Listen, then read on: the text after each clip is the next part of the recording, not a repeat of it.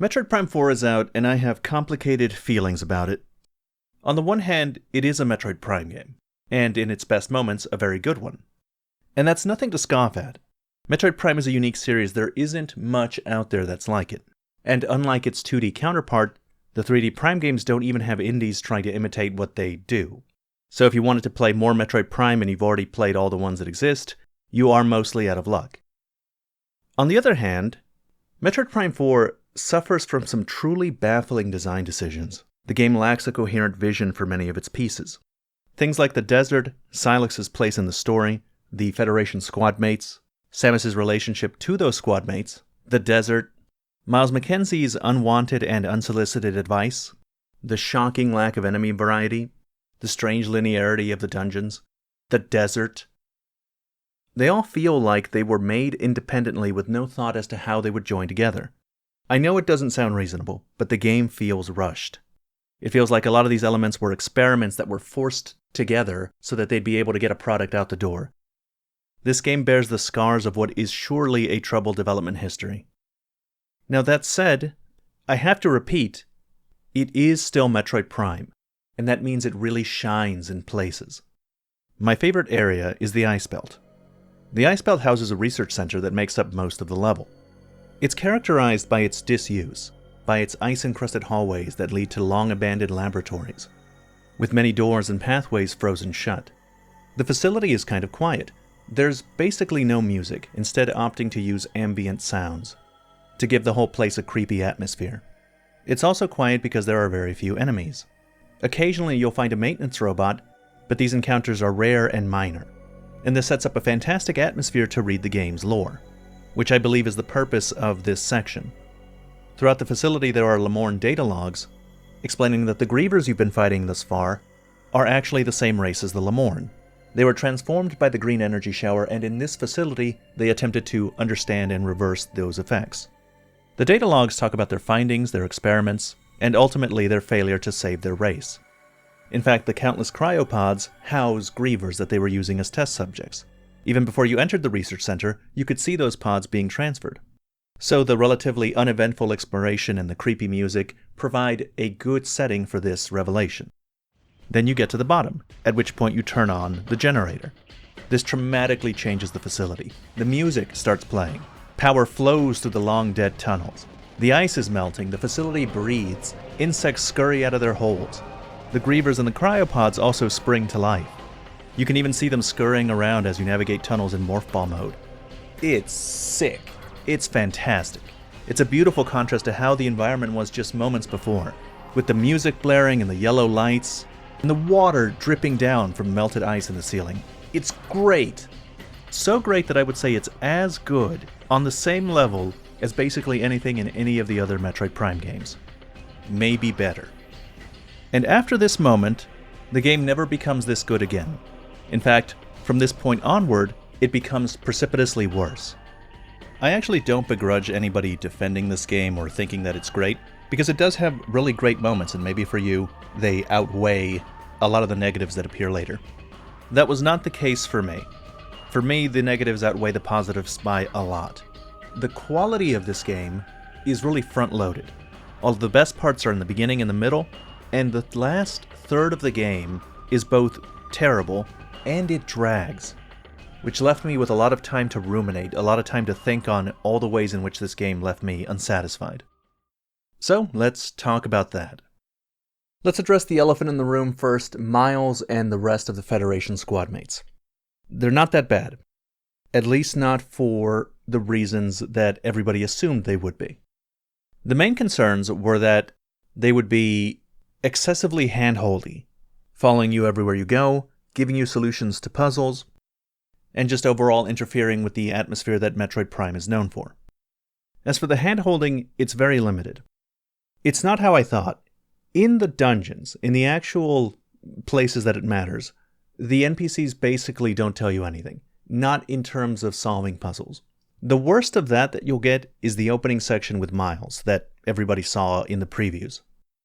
So you're not going to get an Atreus from God of War telling you what to interact with the moment you get into a puzzle, or if you take too long. You will get hand-holding in a different way, though. While they may leave you alone in the dungeon, when you leave the dungeon having cleared it, Miles will basically chime in and tell you what he thinks you should do. So that could mean you get out of the dungeon and he will be like, "Hey Samus, you should try using that powers that you got in that dungeon in other places that you've been." But there is a specific place that the game wants you to go so that you can get your next power-up. And if you spend long enough in the desert or not getting to the place that he wants you to go, then he'll be more specific next time and tell you, "Hey, maybe you should go to Ice Belt and use your new, beam there." There is no way to disable that. There is nothing you can do about that. And it is strangely useless, because the kind of information that he gives in these hints is probably stuff you already know. So at worst, it's useless.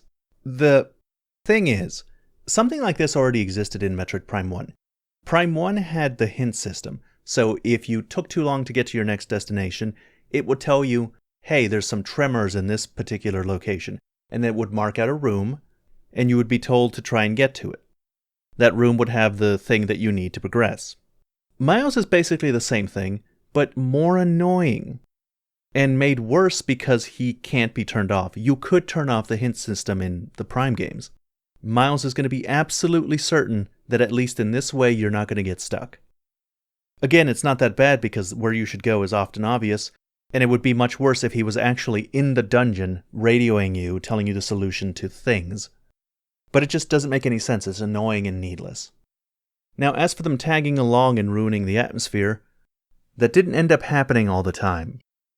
Miles will make the second half of Fury Green worse whenever he's present. But then after that, the next two dungeons are basically free of Federation squad mates. You go to Volt Forge next, and you will not have met any new squad mates by the time you get there, and Miles will be out of communication range. So he won't even talk throughout the whole dungeon. It's wonderful. The next one, the Ice Belt, you meet Tokabi. And in the Ice Belt is when you'll start thinking, well, it's not that bad. These Federation squad mates are not that bad. Because Tokabi's kind of a cool sniper. He doesn't have the kind of personality that will grate on you. And mercifully, he will not even go down into the dungeon with you. He'll stay up top. Only occasionally contacting you over radio to give a one-sentence communication. It's not good, but it's not that bad. You'll be free to let that Metroid Prime atmosphere wash over you for almost the entire time after that first initial meeting with Miles. At least that's what I'd like to say. That is the case for Volt Forge and Ice Belt, but after that, the rest of the Federation squad mates become much more present. The next dungeon has you team up with Armstrong and Duke, and they do go through the dungeon with you and are present through most of your time in that dungeon. And in the last one, all 5 of the Federation squad mates tackle the dungeon with you together. And it's no surprise that that dungeon is the worst of all of them. The thing about the Federation squad mates is that the best thing you can say about them is that they're not that bad. It would be difficult to argue that they add anything to the game, and that becomes increasingly true as you approach the ending. Mechanically, what do? Well, they're at best an inconvenient escort mission that you have to revive occasionally during combat sections.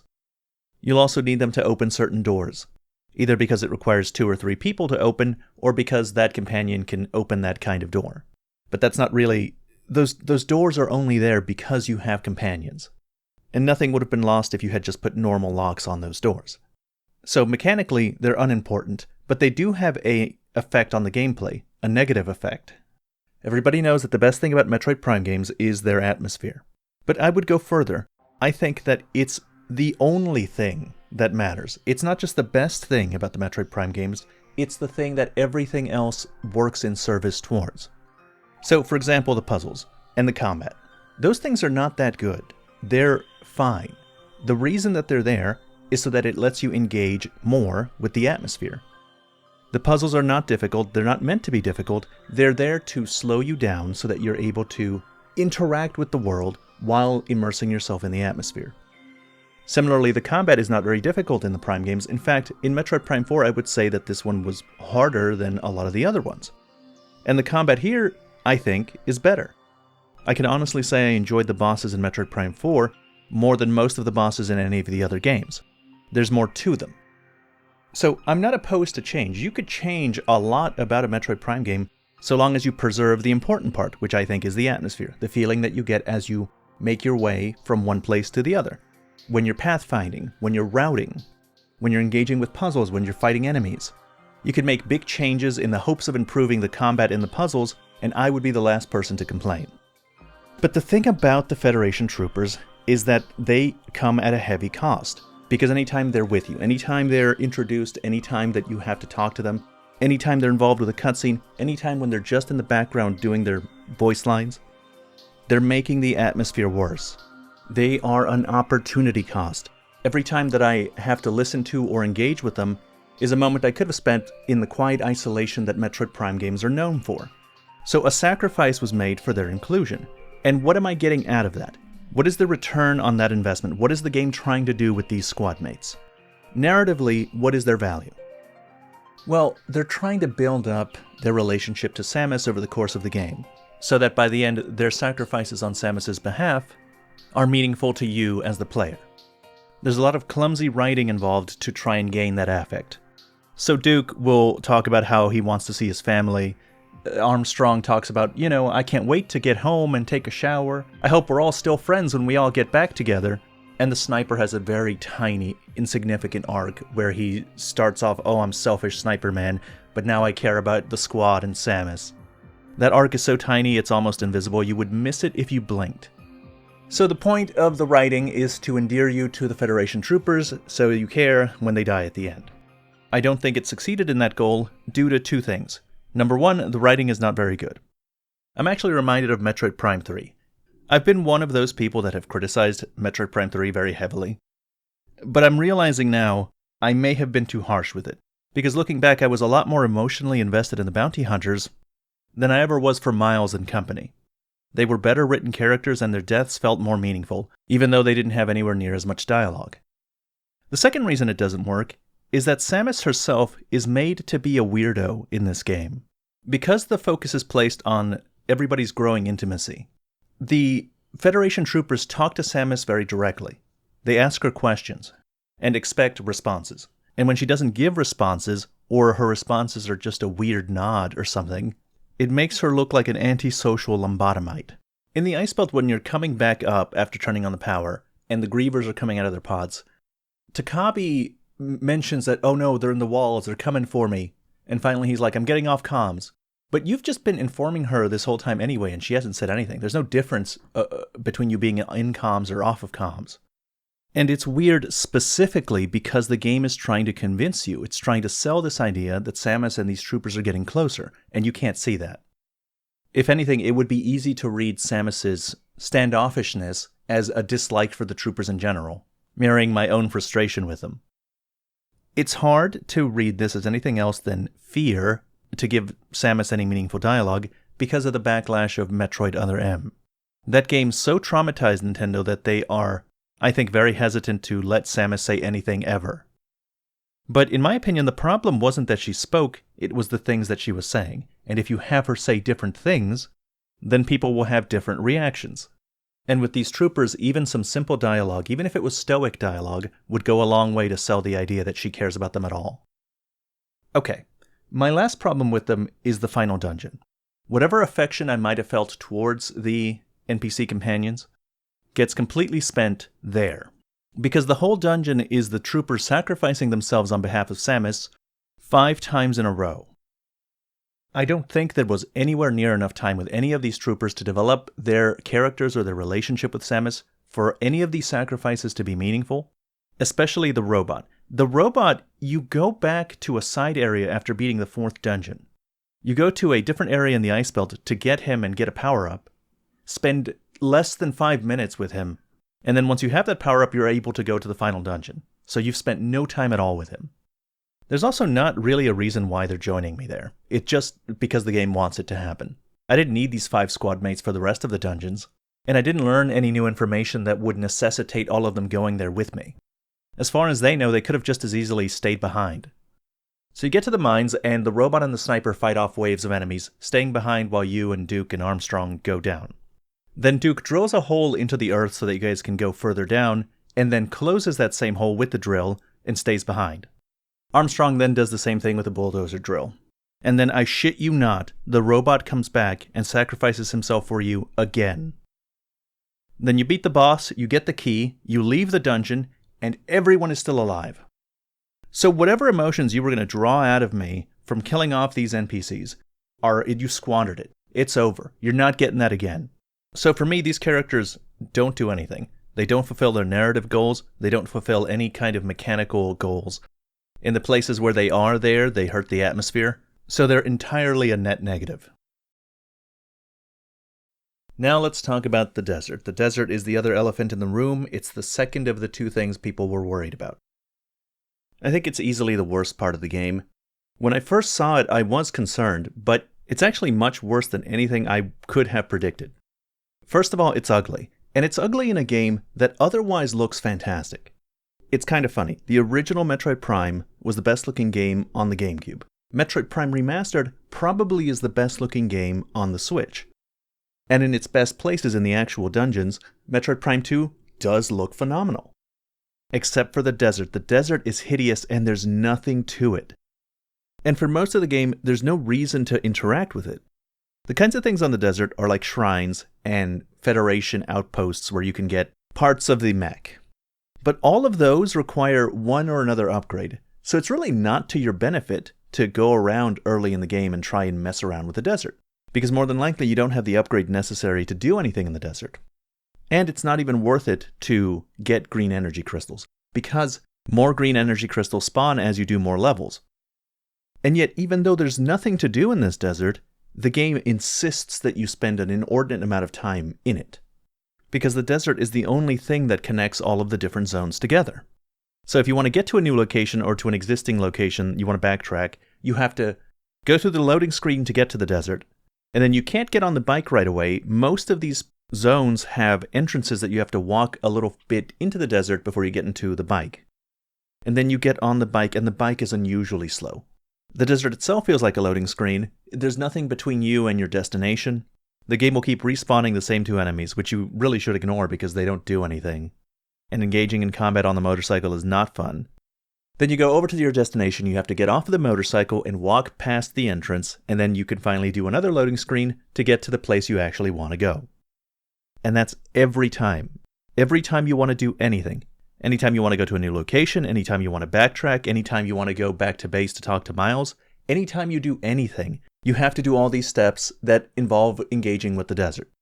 There are times when you need an item from one of the places that you've already been to go to somewhere else. And if it's a beam upgrade, you have to walk your ass back to Miles so that he can upgrade your arm cannon for you.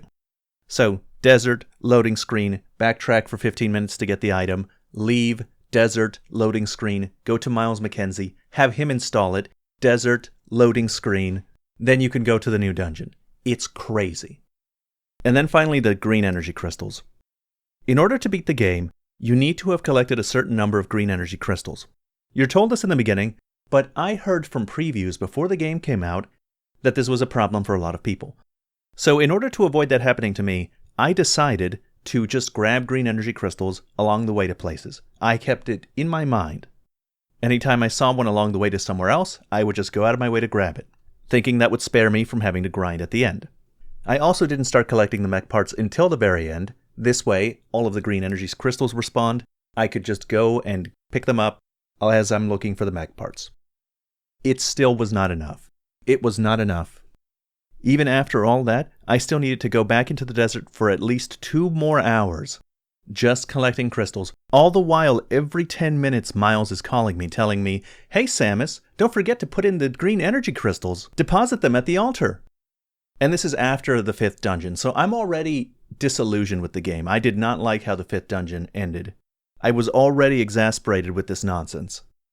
I, from the bottom of my heart, do not understand this desert. This is not like the Federation troopers. The Federation troopers, I can imagine there are people that will not be quite so bothered by them. I can model the brains of people that don't think that they're that bad. But the desert is just as close to an objectively terrible decision as is possible to get. It's something that if it was just completely removed, the game would instantly become better.